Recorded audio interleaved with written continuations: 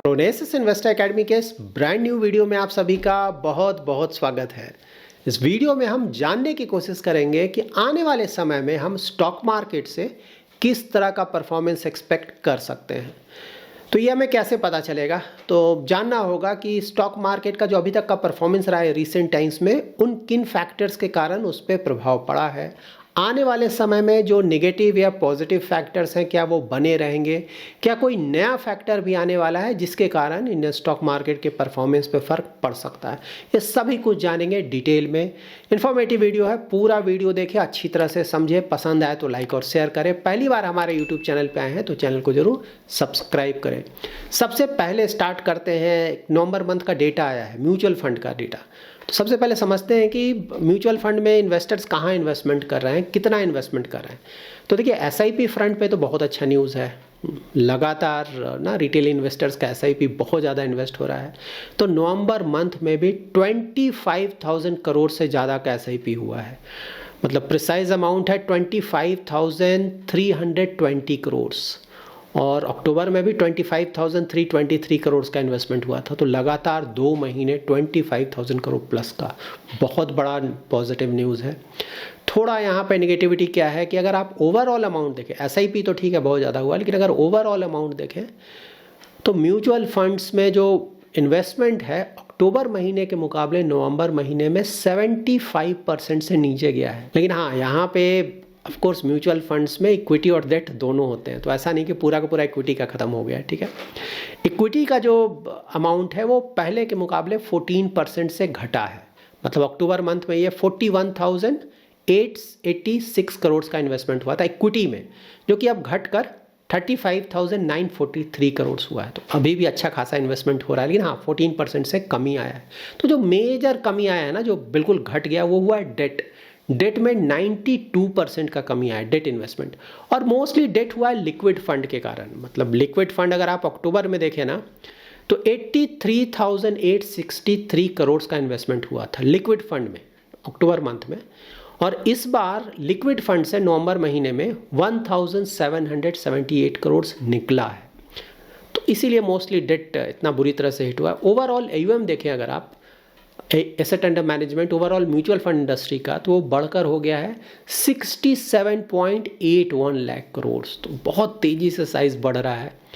और इक्विटी में देखें कि भाई ये जो पैसा आया है इक्विटी में, वो कहाँ सबसे ज़्यादा पैसा जा रहा है। तो एज एक्सपेक्टेड मोस्टली ये जा रहा है सेक्टर और थीमेटिक फंड्स में, क्योंकि उनका एनएफओज भी बहुत आ रहा है।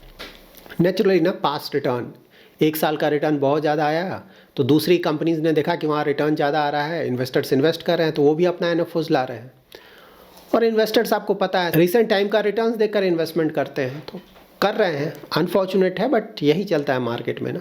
तो इसीलिए बहुत ज़्यादा इन्वेस्टमेंट है रिलेटिवली। अगर आप देखें अक्टूबर में तो और भी ज़्यादा था 12,278 करोड़, और इस बार सबसे ज़्यादा है, लेकिन पहले के मुकाबले घटा है 7,657 करोड़ इन्वेस्ट हुआ है थीमेटिक और सेक्टर फंड में। और उसके बाद फ्लैक्सी कैप में 5,000 करोड़ के आसपास का इन्वेस्टमेंट है, मिड कैप में 4,883 करोड़ का इन्वेस्टमेंट है, और स्मॉल कैप में 4,111 करोड़ का इन्वेस्टमेंट है। तो स्मॉल कैप में इन्वेस्टमेंट बढ़ा है पहले के मुकाबले। अक्टूबर में इन्वेस्टमेंट था 3,771 करोड़। तो ये था म्यूचुअल फंड का एक अपडेट। नाउ जान लेते हैं कि ओवरऑल जो इक्विटी मार्केट का परफॉर्मेंस चला है इस साल 2024 में, वो किस तरह का रहा है, कौन से फैक्टर्स ने अफेक्ट किया है। इससे पहले ये जान लेते हैं कि कोविड के बाद से, कई बार मैंने आप लोग को बताया हुआ है, रिपीट कर रहा हूँ, कोविड के बाद से इंडियन स्टॉक मार्केट में कोई खास गिरावट आया ही नहीं है। 2020 कोविड के कारण बुरी तरह से मार्केट गिरा, लेकिन 2020 अंत होते होते तक अच्छा खासा रिटर्न आ गया। 2021 बहुत अच्छा रिटर्न। 2022 में वर्ल्ड वाइड ना इंटरेस्ट रेट बढ़ने लगे, तो उसके कारण गिरावट आया, ठीक है। और ज़्यादातर मार्केट्स में गिरावट आया। यूएस मार्केट भी बुरी तरह से गिरा, लेकिन इंडियन मार्केट्स नहीं गिरा, वो फ्लैट रहा, बढ़ा नहीं, सही बात है, लेकिन गिरा भी नहीं। 2023 फिर से अच्छे रिटर्न्स। 2024 अभी भी अच्छा खासा रिटर्न अगर ओवरऑल आप देखें तो इतना ज़्यादा जब रिटर्न आएगा तो नेचुरली वैल्यूएशंस बढ़ गया ना। तो इसीलिए 2024 में जब हम एंट्री लिए ना 2023 के बाद, तो उसी समय वैल्यूएशंस बहुत ज़्यादा था। तो एक्सपेक्टेशन था कि भाई इस साल कोई बहुत ज़्यादा रिटर्न हमें एक्सपेक्ट नहीं करना चाहिए। वही बात हम फिर से 2025 के लिए रिपीट करते हैं। लेकिन हाँ, मार्केट शुरू में तो बहुत तेज़ी से ऊपर गया, ह्यूज रिटर्न्स, किसी को कुछ फ़र्क नहीं पड़ रहा था वैल्यूएशंस का। उसके बाद जनरल इलेक्शंस का रिजल्ट आया ना, लोकसभा इलेक्शंस का, तो जिस तरह का एक्सपेक्टेशन था उस तरह का जो रूलिंग पार्टी है उसको उस तरह का सीट्स नहीं मिला। तो एक दिन तो बहुत बुरी तरह से मार्केट गिरा, लेकिन उसके बाद फिर से मार्केट को कोई फ़र्क नहीं पड़ा, फिर से मार्केट ऊपर। उसके बाद फाइनली अक्टूबर से प्रॉब्लम स्टार्ट हुआ स्टॉक मार्केट में, ठीक है। रीज़न तो वही था, हाई वैल्यूएशंस, बहाना चाहिए था कैसे गिरे कहाँ गिरे, तो फाइनली वो बहाना मिला। पहले तो चाइना में इशू आया ना, चाइना का स्टिमुलस आया, तो चाइनीज़ स्टॉक मार्केट का सालों से कोई रिटर्न नहीं था। तो जब स्टिमुलस आया तो लगा कि चाइनीज़ मार्केट ना, चाइनीज़ इकोनॉमी में थोड़ा इंप्रूवमेंट आएगा, तो वहाँ का स्टॉक मार्केट का रिटर्न अच्छा आने लगा। तो वहाँ पे FIIs ने, जो हॉट मनी होता है ना, वो वहाँ पे गया, कुछ हॉट मनी वहाँ गया कि भाई वहाँ रिटर्न्स आ रहा है, और रिटर्न्स आया भी, कुछ ही दिनों में बहुत हाई रिटर्न आया वहाँ पे। लेकिन उसके बाद वो ज़्यादा चला नहीं, फिर ख़त्म हो गया। स्टिमुलस जितना उम्मीद किया जा रहा था उस तरह का आया नहीं चाइना में। उसके बाद FIIs US में जाने लगे, ठीक है। US में फिर प्रेसिडेंशियल इलेक्शन भी हुआ, रिजल्ट भी आया, ट्रम्प आए, तो उसके बाद तो और भी ज़्यादा पॉजिटिविटी आया। US स्टॉक मार्केट बहुत अच्छा कर रहा है, नेक्स्ट ईयर भी उम्मीद है कि बहुत अच्छा करेगा। तो FIIs का पैसा बहुत निकला, अक्टूबर में 1 लाख करोड़ के आसपास, नवंबर में 26,000 करोड़ के आसपास। तो ये सब बहुत ज़्यादा निगेटिविटी।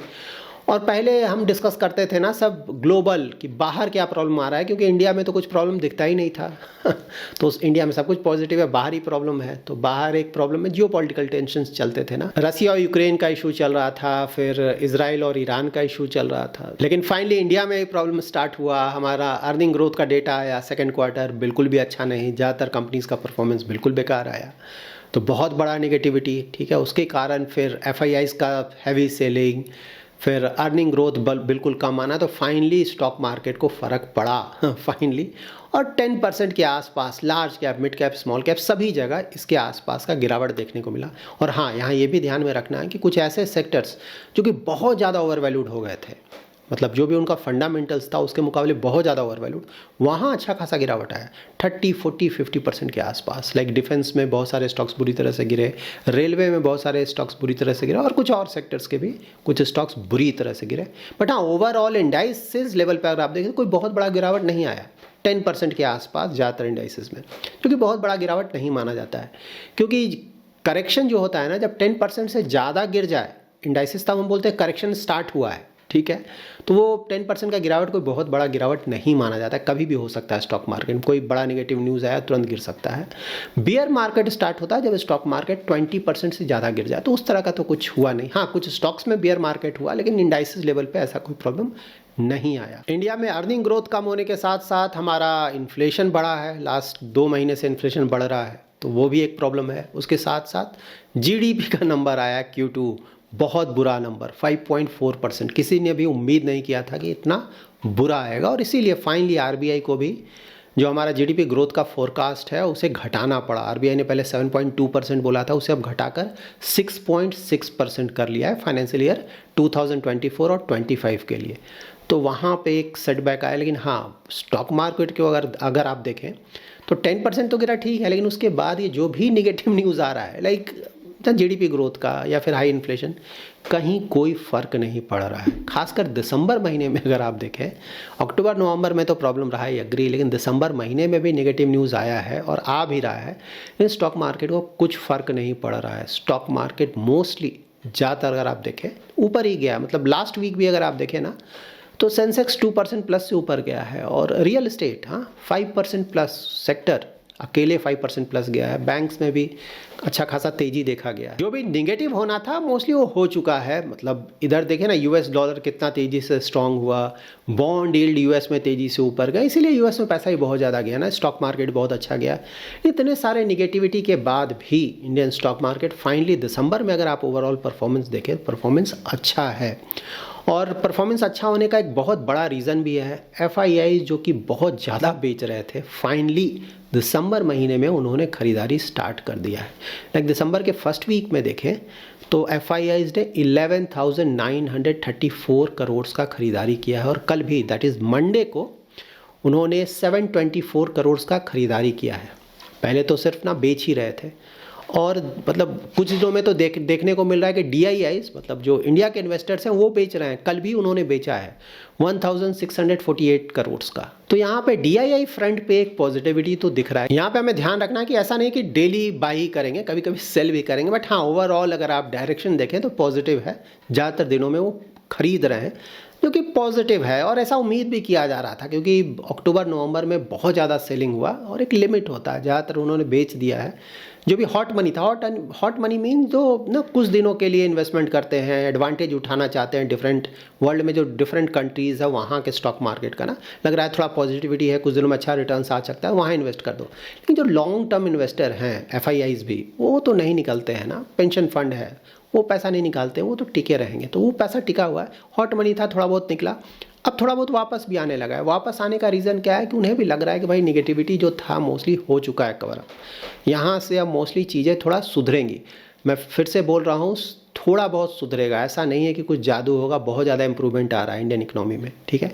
धीरे धीरे चीज़ें इंप्रूव होंगी, ठीक है। निगेटिविटी अभी भी बना हुआ है, ऐसा नहीं है कि नेक्स्ट क्वार्टर में कोई जादू हो जाएगा, लेकिन हाँ धीरे धीरे इंप्रूवमेंट आएगा।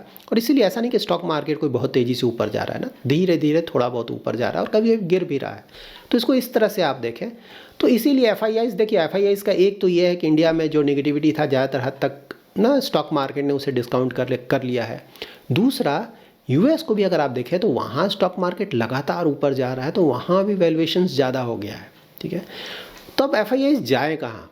वर्ल्ड में देखिए, अगर आप इन्वेस्टमेंट बैंक जो बड़े बड़े इन्वेस्टमेंट्स बैंक हैं उनका भी अगर आप रिपोर्ट पढ़ें तो नेक्स्ट ईयर जैसे कहाँ से आप परफॉर्मेंस एक्सपेक्ट कर सकते हैं। तो एक तो US है, क्यों है ऑफकोर्स आगे हम डिस्कस करेंगे। उसके बाद इंडिया है और उसके बाद जापान है, ख़त्म हो गया ना, मेजर इकोनॉमीज़ की मैं बात बोल रहा हूँ, यहीं पे ज़्यादा इन्वेस्टमेंट होगा। चाइना तो अभी भी उठ नहीं पा रहा है, और अब तो ट्रम्प आने वाले हैं ना, टैरिफ की बात हो रही है, तो चाइना तो अभी कोई रिस्क लेगा नहीं, खासकर FIIs। बाहर से कौन इन्वेस्टमेंट करने जाएगा चाइना में, फिलहाल बहुत रिस्की होगा। तो चाइना फिलहाल है ही नहीं। तो यही 3 मार्केट्स मोस्टली हैं, US, इंडिया और जापान, यहीं पे ज़्यादातर इन्वेस्टमेंट होगा। और इंडिया का पहले डिसएडवांटेज आ रहा था कि वैल्यूएशंस बहुत ज़्यादा है, वैल्यूएशंस अभी भी ज़्यादा है, लेकिन लार्ज कैप में तो बहुत ज़्यादा नहीं है, मिड कैप स्मॉल कैप में ज़्यादा है, और FIIs ज़्यादा लार्ज कैप में इन्वेस्टमेंट करते हैं। अब तो 10% का गिरावट भी आया था, तो अब थोड़ा पहले से थोड़ा रीजनेबल भी हुआ है, अभी भी स्लाइटली ओवर वैल्यूड है, पहले के मुकाबले ठीक है। उसके बाद जो दूसरे मार्केट हैं, US का मार्केट तो बहुत ज़्यादा ओवर वैल्यूड है, ऐसा नहीं कि वहाँ वैल्यूएशंस कम है, बहुत ज़्यादा रिटर्न भी आया है, तो वो भी थोड़ा अब आराम करेगा ना, लगातार तो कितना रिटर्न देगा। तो अब ट्रम्प आएंगे, उनके पॉलिसीज आएंगे, उसके बाद वहाँ का स्टॉक मार्केट लेट्स सी किस तरह से रिएक्ट करता है। 2025 में एक बार जब ट्रम्प US के प्रेसिडेंट बन जाते हैं ना, उसके बाद वो क्या करते हैं, उसका वर्ल्ड मार्केट पे बहुत ज़्यादा फर्क पड़ने जा रहा है। क्योंकि सबसे पहले तो वो बोल रहे हैं कि भाई मैं जो भी टैक्सेस है ना, बहुत ज़्यादा टैक्सेस हैं, कॉर्पोरेट टैक्स या फिर पर्सनल जो इनकम टैक्स होता है वहाँ भी वो कट करने की बात बोल रहे हैं। कॉर्पोरेट टैक्स तो बोल रहे हैं 6% से घटा देंगे। तो इन सब के कारण क्या होगा, देखिए इस बिल्कुल सही बात है, इसके कारण ना जो कंजम्पशन है बहुत बढ़ेगा। टैक्स अगर आप कट कर दोगे, उसी तरह से जो कंपनीज़ है उनका टैक्स कट करोगे आप, तो उनका प्रॉफिट तेज़ी से बढ़ेगा, कंजम्पशन बढ़ेगा, तो उसके कारण फिर से कंपनीज़ का प्रॉफिट बढ़ेगा, और ये सब होगा तो ऑफकोर्स US मार्केट बहुत तेज़ी से ऊपर जाएगा, क्योंकि US इकोनॉमी पे इसका बहुत पॉजिटिव असर पड़ेगा। इसीलिए बोला जा रहा है 2025 भी अगर कोई मेजर निगेटिव ना US से ही ना निकल जाए, क्योंकि इंटरेस्ट रेट अभी भी ज़्यादा है, तो बिल्कुल नेगेटिविटी के चांसेस हैं, कोई बड़ा प्रॉब्लम हो जाएगा किसी बड़े बैंक में, किसी बड़ी कंपनी में, because of very high interest rate, तो प्रॉब्लम में आ जाएगा US इकोनॉमी। लेकिन हाँ, अगर वो सब कुछ नहीं होता है, तो ट्रम्प अगर इस तरह का कुछ करते हैं टैक्स कट्स, तो US इकोनॉमी को बहुत बड़ा बूस्ट मिलेगा। मतलब इंडिया का भी आपको याद है ना, इंडिया में भी सेंट्रल गवर्नमेंट ने टैक्स कट किया था, कॉर्पोरेट टैक्स, उसके बाद से ही बुल रन को काफ़ी अच्छा खासा तेज़ी मिला इंडिया में, क्योंकि कंपनीज़ का प्रॉफिट बढ़ गया उसके कारण स्ट्रेट अवे।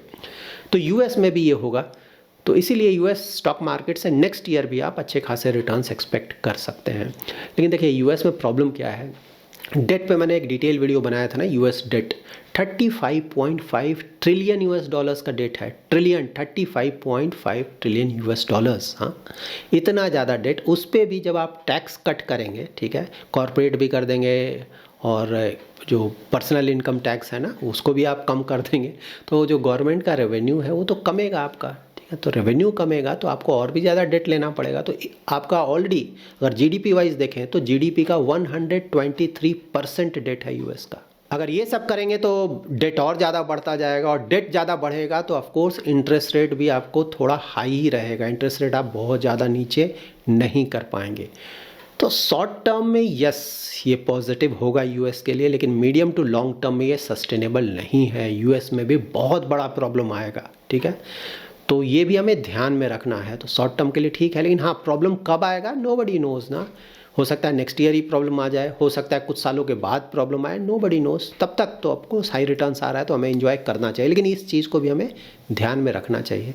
तो यूएस में मोस्टली पॉजिटिविटी रहेगा, और इंडिया में अगर आप देखें तो एफआईआईज थोड़ा बहुत आना स्टार्ट कर गए हैं। नेक्स्ट ईयर ऑफ कोर्स हमें देखना होगा अर्निंग्स कैसा आता है। तो मोस्टली देखिए 5.4% का या फिर जो कंपनीज़ का अर्निंग्स रहा था वो जो बहुत ज़्यादा बुरा रहा, उतना ज़्यादा बुरा तो रहेगा नहीं, क्योंकि अक्टूबर महीना हमारा ठीक रहा।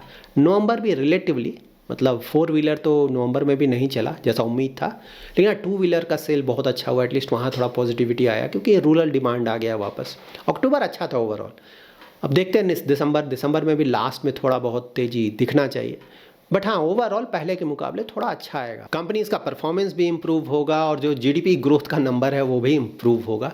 और साथ ही यहाँ पे इंटरेस्टिंग है इन्फ्लेशन। तो मानसून अच्छा हुआ है, कई बार मैंने आप लोगों को बताया है ना कि नवंबर का भी इन्फ्लेशन थोड़ा बढ़कर आएगा, पहले के मुकाबले शायद राहत मिले, शायद 6.2% से थोड़ा कम होकर आए, वो एक पॉजिटिव होगा, ठीक है, वो भी उसको भी मार्केट पॉजिटिवली लेगा। लेकिन हाँ दिसंबर ऑनवर्ड्स आप देखेंगे इन्फ्लेशन और घटेगा, और नेक्स्ट ईयर से तो बिल्कुल काफ़ी हद तक कंट्रोल में आ जाना चाहिए। और उसके बाद एक बार जैसे थोड़ा इन्फ्लेशन कंट्रोल में आएगा तो आप एक्सपेक्ट कर सकते हैं कि RBI finally rate cut start करेगा।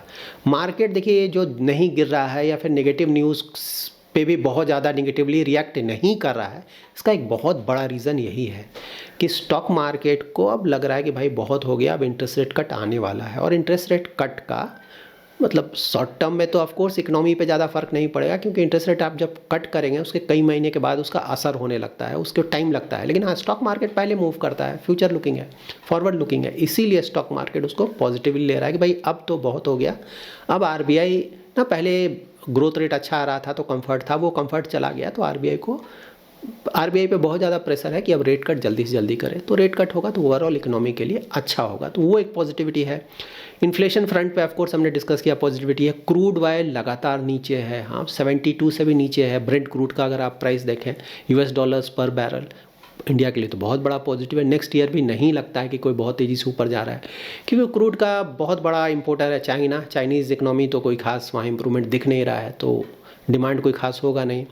प्रोडक्शन अच्छा खासा चलता रहेगा। यूएस में हो सकता है ट्रम्प के आने के बाद प्रोडक्शन थोड़ा और बढ़े, प्लस ओपेक जो कंट्रीज़ हैं ओपेक प्लस वहाँ से भी नेक्स्ट ईयर अभी तो नहीं बढ़ा रहे हैं, मतलब रोके हुए हैं, लेकिन हाँ उन्हें भी मजबूरी में बाद में शायद थोड़ा बढ़ाना पड़े। उनके अलावा भी जो दूसरे कंट्रीज़ हैं जो कि प्रोडक्शन करती हैं वहाँ से भी थोड़ा हो सकता है प्रोडक्शन और बढ़े। तो नेक्स्ट ईयर मोस्टली ऐसा लगता है कि क्रूड भी कंट्रोल में काफ़ी हद तक रहेगा। और यहाँ पे एक और प्लस पॉइंट है कि जो यूएस यील्ड बहुत तेज़ी से ऊपर जा रहा था, ऑलमोस्ट 4.5% के आसपास चला गया, तो वो भी घटकर 4.18% आ गया है। और यूएस डॉलर्स भी जो बहुत तेज़ी से ऊपर गया था, अब कितना तेज़ी से ऊपर जाएगा, मतलब कि लिमिट है ना, तो यहाँ से वो भी लगता नहीं है कि कोई बहुत ज़्यादा अंतर वहाँ से पड़ने जा रहा है, थोड़ा बहुत और ऊपर जाएगा शायद। ट्रम्प के आने के बाद देखना होगा एग्जैक्टली वो क्या करते हैं, उसके बेसिस पे मूवमेंट आएगा। तो देखिए ज़्यादातर चीज़ें अगर आप देखें ना तो निगेटिविटी ख़त्म हो चुका है, और मोस्टली ऑफकोर्स कुछ हद तक ही पॉजिटिविटी है। ऐसा नहीं कि GDP growth rate all of a sudden बहुत ज़्यादा बढ़ जाएगा, कंपनीज़ का performance all of a sudden बहुत ज़्यादा बढ़ जाएगा, ठीक है, धीरे धीरे ही बढ़ेगा। लेकिन आज स्टॉक मार्केट एटलीस्ट इन चीज़ों को पॉजिटिविटी ले रहा है। तो ओवरऑल लगता है कि आने वाले समय में ऑफकोर्स ग्रोथ एक्सपेक्टेशन मैंने आप लोगों को हमेशा बताया थोड़ा कम करके रखे हैं, मतलब ईयर ऑन ईयर कितना रिटर्न आएगा, कोविड के बाद से बहुत ज़्यादा रिटर्न आ चुका है, ठीक है, तो वो सोच समझ के रखें ना, रिटर्न एक्सपेक्टेशन थोड़ा कम करके रखें, मे बी 10% 12% इस तरह का। और देखिए स्टॉक मार्केट है, मीडियम टू लॉन्ग टर्म में यहाँ पे कोई गुंजाइश नहीं, एवरेज आउट होकर ठीक ठाक रिटर्न आपको मिल जाएगा।